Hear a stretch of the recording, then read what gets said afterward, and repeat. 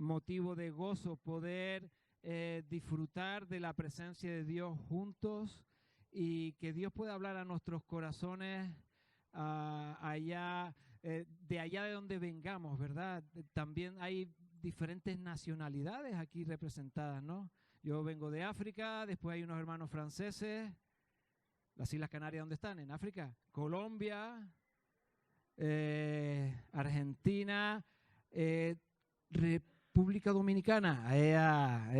La memoria no, pero todavía me alcanza, ¿Viste? Y Dios en su plan, en su propósito, Brasil, en su eterna misericordia y amor, nos trae de los diferentes lugares y nos pone por el tiempo que Él quiere en el lugar donde Él quiere. Y hace su obra y quiere que su obra sea hecha por medio de nosotros también. Así que bienvenido en esta mañana y le damos paso a nuestro hermano Ángel. Él nos va a compartir la palabra. Yo le dije que si veía que el auditorio estaba atento, podía estar hasta las 2 de la tarde predicando. Si no está atento, hasta las 3.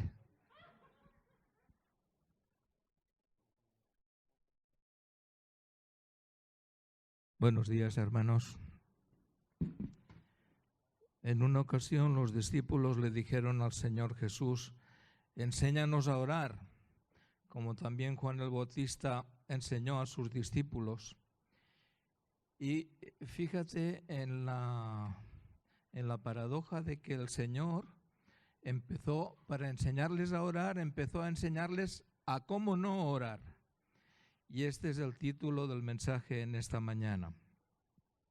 Mateo capítulo 6, a partir del versículo 5, dice: y cuando ores, no seas como los hipócritas, porque ellos aman el orar de pie en las sinagogas y en las esquinas de las calles para ser vistos de los hombres. De cierto os digo que ya tienen su recompensa. Mas tú, cuando ores, entra en tu aposento y cerrada la puerta, ora a tu Padre que está en secreto, y tu Padre que ve en lo secreto te recompensará en público. Y orando, no uséis vanas repeticiones como los gentiles, que piensan que por su palabrería serán oídos. No os hagáis, fíjate la cantidad de noes que hay en ese trozo, cuando Jesús empieza a enseñar a sus discípulos a orar y les dice: no tal cosa, no tal otra, no tal. Y orando no uséis vanas repeticiones como los gentiles, que piensan que por su palabrería serán oídos. No os hagáis pues semejantes a ellos, porque vuestro Padre sabe de qué cosas tenéis necesidad antes que vosotros le pidáis. Y ahora empieza a enseñarles cómo sí tienen que orar. Vosotros cuando oréis, decid: Padre nuestro que estás en los cielos, santificado sea tu nombre. Y esa oración que nos enseñan desde pequeñitos, ¿verdad? Pero el Señor me ha mostrado que hay otras cosas que tenemos que evitar cuando oramos. Por ejemplo, tenemos que evitar el hacerle un estudio bíblico a Dios. A veces decimos: Dios, tú sabes que tal y que cual y que cual y que tal. Y le hacemos un estudio bíblico como para enseñarle a Dios qué es lo que tiene que ser y lo que no ser, hacer y no hacer. Eso lo tenemos que evitar. Dios ya se conoce su palabra. Dios tiene una noción bastante amplia de lo que es su voluntad y de lo que no. Nosotros cuando oramos no usamos vanas repeticiones, ¿verdad? No nos aprendemos oraciones como en algún otro grupo cristiano que se aprenden oraciones: Dios te salve, reina y madre, y no sé qué. Y Padre nuestro que estás en los cielos, y no sé cuántos. Nosotros procuramos no usar repetición de oraciones, no nos aprendemos las oraciones, porque el orar es hablar con Dios, orar es conversar con tu papá. Y es lo primero que nos dijo el Señor: vosotros cuando oréis, decid: Padre nuestro que estás en los cielos, papaíto, que estás lejos de mí, que no te puedo ver con mis ojos, pero estás ahí. Señor, santificado sea tu nombre. Justamente porque estás lejos, porque estás en una dimensión distinta a como estoy yo, a donde estoy yo, quiero santificar tu nombre. Quiero que tu nombre en mi vida sea santo, sea apartado, sea glorioso, sea perfecto. Tu nombre creó los cielos y la tierra. En tu palabra fueron creados. Y tú estás en esa dimensión que a mí en mucha medida se me escapa, pero tú estás. Santificado sea tu nombre. Venga a nosotros tu reino, y todas las demás partes de los bloques de la oración del Padre Nuestro que ya todos sabemos desde pequeñitos. Pero la palabra de Dios nos enseña a orar conforme a sus palabras y a no orar conforme a nuestras elucubraciones, ¿verdad? A veces oramos sin conocer nuestra posición en Cristo. El Señor nos ha dado grandísimas promesas. Por ejemplo, el Señor nos ha dicho: el que id por todo el mundo, predicad el evangelio a toda criatura. Y ahora van a ocurrir dos cosas posibles.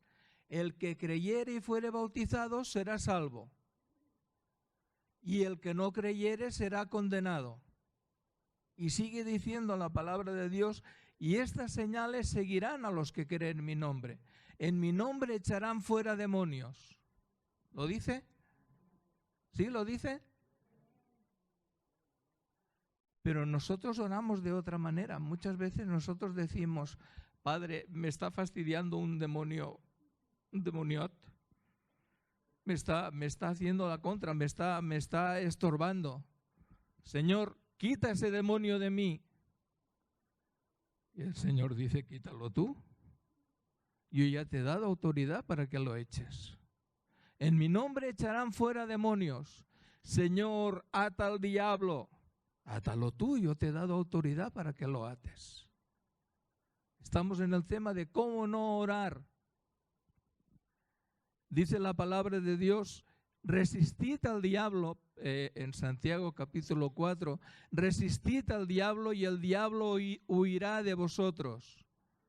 Pero nosotros oramos de otra manera. Nosotros decimos: Señor, dame fuerza, Señor, quita al diablo de mis medios, Señor, quita el poder del diablo, ata al diablo. Y Dios dice: pero yo que te he dicho, átalo tú. Dile al diablo a la cara: te ato en el nombre de Jesús. Dile al diablo a la cara: te reprendo en el nombre de Cristo Jesús. Y quizás tu mente quede en blanco y quizás no notes ninguna diferencia después de esta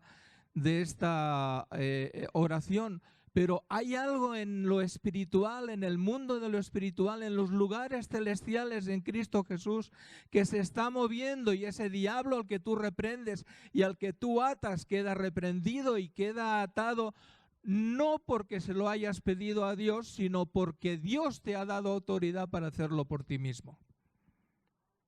Pocos amenes oigo. ¿Lo ves claro? ¿Lo ves claro que hay una responsabilidad en tu vida como cristiano? Hay unas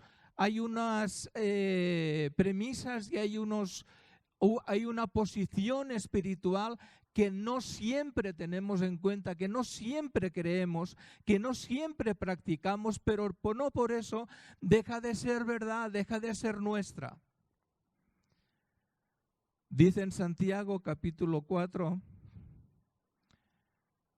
dice algo así como: resistid al diablo y el diablo huirá de vosotros. Y dice en Primera de Pedro capítulo 5, dice así, versículo 6: humillaos pues bajo la poderosa mano de Dios, para que Él os exalte cuando fuere tiempo. Cuando nosotros tomamos conciencia de que tenemos una autoridad espiritual, de que tenemos autoridad sobre el diablo y sobre su obra, no es para que uno se vaya vanagloriando y para que diga, oh, qué poder tengo, oh, qué majo soy. No, eso nace de una posición de humillación delante de la poderosa mano de Dios. Amén. Humillaos pues bajo la poderosa mano de Dios para que Él os exalte cuando fuere tiempo, echando toda vuestra ansiedad sobre Él, porque Él tiene cuidado de vosotros. Echando toda vuestra ansiedad ¿sobre quién? Sobre Dios, que nos va a exaltar cuando fuere tiempo. Echando toda vuestra ansiedad sobre Él. ¿Por qué cosa estamos temerosos? ¿De qué cosa tememos? ¿A qué tenemos miedo? ¿En qué tenemos ansiedad? Pues esta ansiedad, este desasosiego, este temor que nos inunda a veces, lo hemos de echar ¿sobre quién? Sobre Dios, porque Él tiene cuidado de nosotros. Y mira qué dice a continuación. Sed sobrios y velad, porque vuestro adversario el diablo, como león rugiente, anda alrededor buscando a quien devorar. El negar la existencia del diablo es una tontería, es una niñería, es infantil. No, el diablo no existe, sí que existe. No, el diablo no tiene poder. Cristo le quitó el poder en la cruz. El diablo tiene poder, un poder permitido, pero tiene poder. No, el diablo es un perro rabioso, ¿verdad? Pero viene a tu vida y a la mía como león rugiente, como que nos va a devorar, como que nos quiere amedrentar, como que nos quiere dar miedo, como quiere que entremos en la habitación del pánico. El diablo me va a comer, cómo ruge. Es igual. El diablo anda a vuestro alrededor buscando a quien devorar. Resistidle firmes en la fe, porque él quiere parecer un león rabioso, un león rugiente, pero es un perro rabioso. Y tú tienes autoridad sobre el diablo. Mira, en Lucas capítulo 10, creo recordar, donde el Señor manda discípulos a predicar el Evangelio a las ciudades que Él no podía ir. Y luego les da unas instrucciones, dice: después de estas cosas designó el Señor también a otros 70, a quienes envió de 2 en 2 delante de Él a toda ciudad y lugar donde él había de ir. Pero se le hacía corto el tiempo, 3 años no dan para mucho, y muchas de las ciudades donde tenía que predicar el Evangelio no podía ir. Y entonces envió a 70 discípulos de 2 en 2 y les dijo lo siguiente: la mies a la verdad es mucha, mas los obreros pocos. Por tanto, rogad al Señor de la mies que envíe obreros a su mies. Pero Señor, ¿con 70 no te vale? No, cuando el mundo hay tanta gente, cuando hay una población de millones y millones y millones que nunca van a oír la palabra de Dios, o la van a oír de una manera superficial. Envía, Señor, obreros a tu mies, obreros que les hablen de tú a tú, obreros que les den ejemplo, que puedan discipular de una manera personal a cada uno. Y les da una serie de consejos. Id, versículo 3, he aquí yo os envío como corderos en medio de lobos. No llevéis alforja, ni bolsa, ni calzado, y a nadie saludéis por el camino. Pero hombre, Señor, es muy mal educado esto de no saludar a la gente. No, pero claro, nosotros saludamos de una manera y los judíos del siglo I saludaban de otra. Entraban en casa de un amigo, de un familiar, y preguntaban por su padre, por su madre, por su primo, por su prima, menos por la suegra, por todo el mundo preguntaban. Por el cuñado, por la cuñada. ¿Y cómo está? Y aquello que tal, y lo de cual, y se estaban tiempo saludándose. A nadie saludéis por el camino. En cualquier casa donde entréis, primeramente decid paz. sea esta casa. Y si hubiere allí algún hijo de paz, vuestra paz reposará sobre él. Y si no, se volverá a vosotros. Y posad en aquella misma casa, comiendo y bebiendo lo que os den, porque el obrero es digno de su salario. No os paséis de casa en casa. En cualquier ciudad donde entréis y os reciban, comed lo que os pongan delante. Y sanad. A ver si lo leo bien. Entráis en una casa, os han invitado y os ponen de comer. Y si acaso mirad si podéis sanar, ¿lo pone así? Y procurad que la gente, orad por los enfermos que se encuentren mejor. ¿Lo pone así? ¿Cómo lo pone? Comed lo que os pongan delante y sanad, es una orden. Y sanad a los enfermos que en ella haya.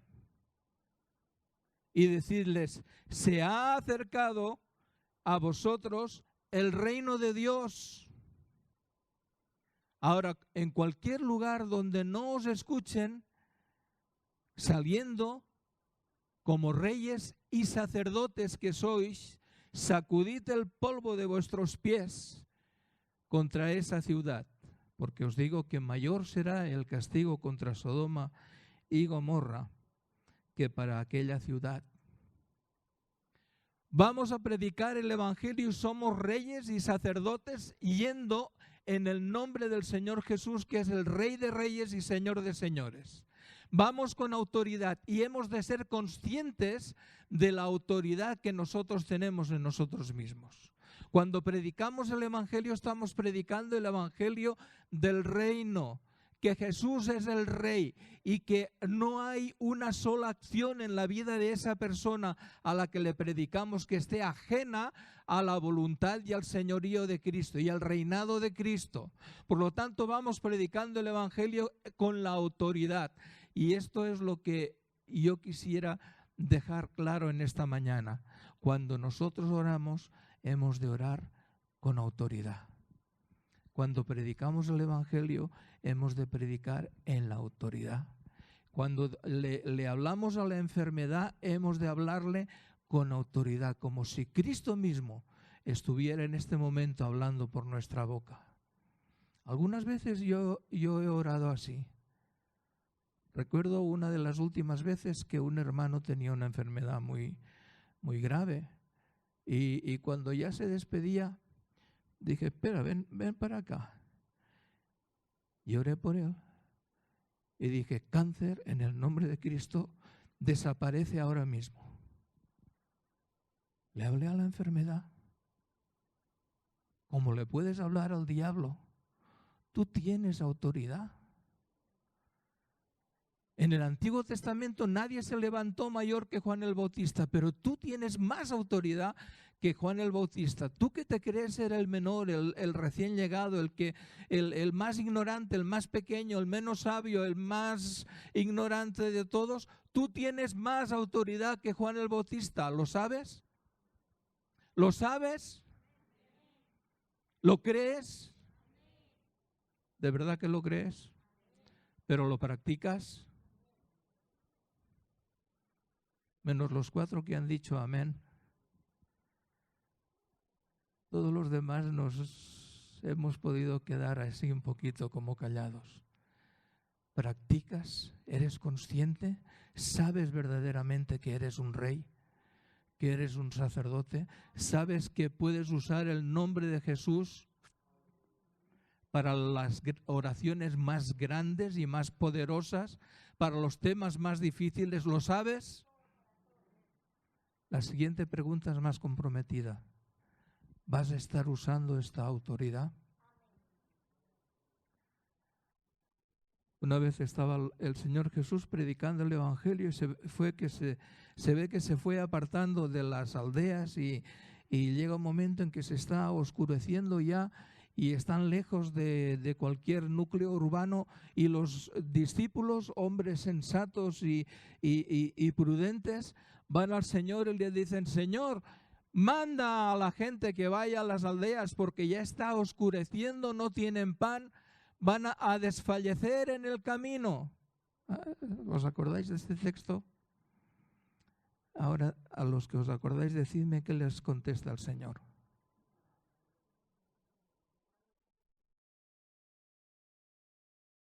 Dadle vosotros de comer. ¡Ay, qué compromiso! Dadle vosotros de comer. Muchas veces, querido hermano, querida hermana, muchas veces por ignorancia o por vagancia, por holgazanería de no poner en práctica los privilegios que tenemos, le decimos al Señor, Señor, haz esto, haz aquello, haz lo de más allá, y lo convertimos en criadillo más que en Señor. Haz esto, te pido, te ruego, te pido, haz esto, haz aquello. Y el Señor dice, no, muchacho, no. No me ores así porque hay algo que es tu parte. Hay algo que tienes tú que hacer. No es mi tema, no es mi responsabilidad. Tú tienes que. Y en esta ocasión le dicen al Señor, Señor, despídelos que vayan a las aldeas y que compren y tal. Y el Señor les dice, ¿qué? Dadle vosotros de comer. Hay muchas ocasiones, hay mucho poder en nuestra mano y en nuestra vida como hijos de Dios que podemos ministrar a los demás.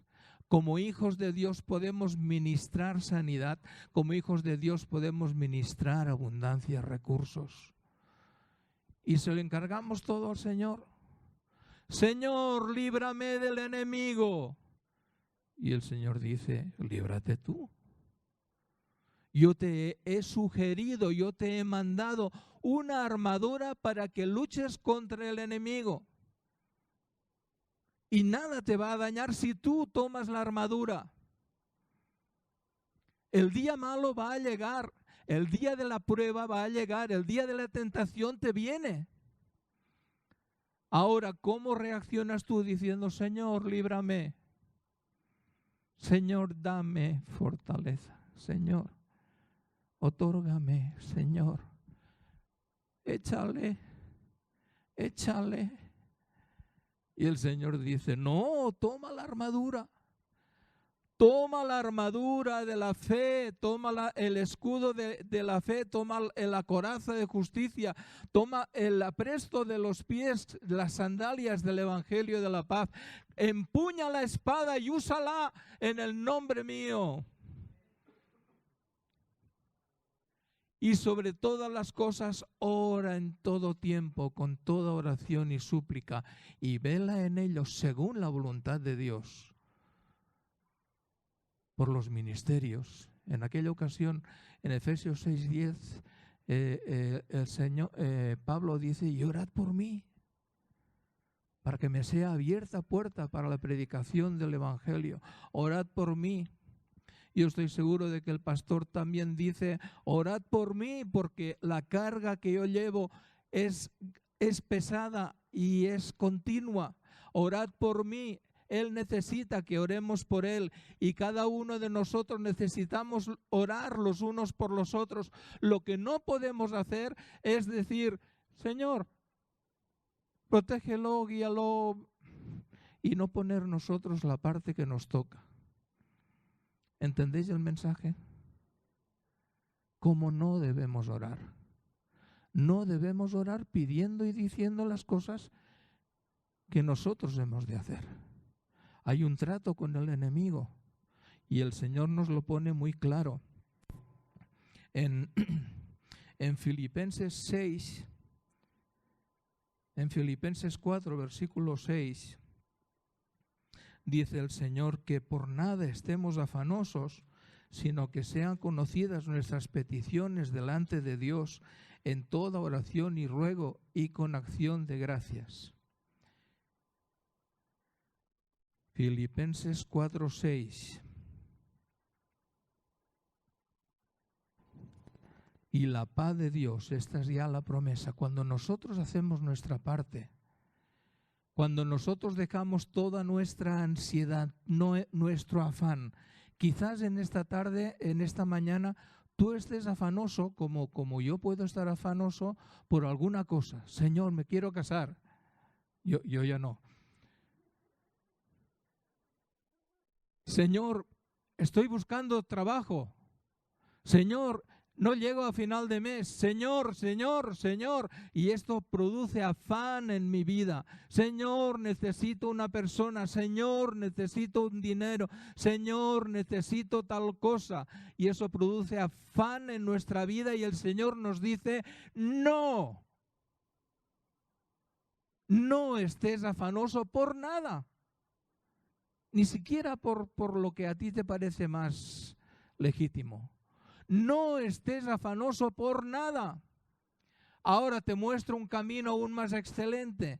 No estés afanoso, sino sean conocidas vuestras oraciones en acción, con toda oración y súplica, con acción de gracias. Oramos al Señor y no nos eternizamos orando, Señor, Señor, Señor, Señor. A veces os digo de verdad, respeto a todos mis hermanos, pero me aburro. Me duermo. Yo que para eso de dormir soy especial, me duermo. Señor, Señor, Señor. La oración tiene que ser ferviente y ferviente significa una olla que hierve, con muchas burbujas rápidas, con un corazón unánime entre todos los que están orando y proclamando y declarando y decretando la palabra de Dios. Cuando Dios dice esto es así, lo decretamos y lo podemos decretar como en una olla hirviente con muchas oraciones cortas, unánimes, conforme a la voluntad de Dios. Y cuando nosotros declaramos la voluntad de Dios, la palabra de Dios, la voluntad, el poder de Dios, la gracia de Dios, se derrama sobre nuestras vidas. ¿Sí? Amén. Digo que cuando nosotros oramos conforme a la voluntad de Dios, la voluntad de Dios se produce en nuestras vidas. Amén. Lo diré otra vez. Cuando tú sabes la voluntad de Dios y la declaras en oración y oras conforme a la voluntad de Dios, el poder de Dios, la realeza de Dios, la magnificencia de Dios, la grandeza de Dios, la majestad de Dios, se hace efectiva en esa oración. Amén. Ya me gusta más. Amén. No tengo mucho más que deciros, simplemente incidir un poco en el tema de nuestro trato con el diablo. ¿Qué os diré más? Lucas creo que está en el capítulo 11. Dice...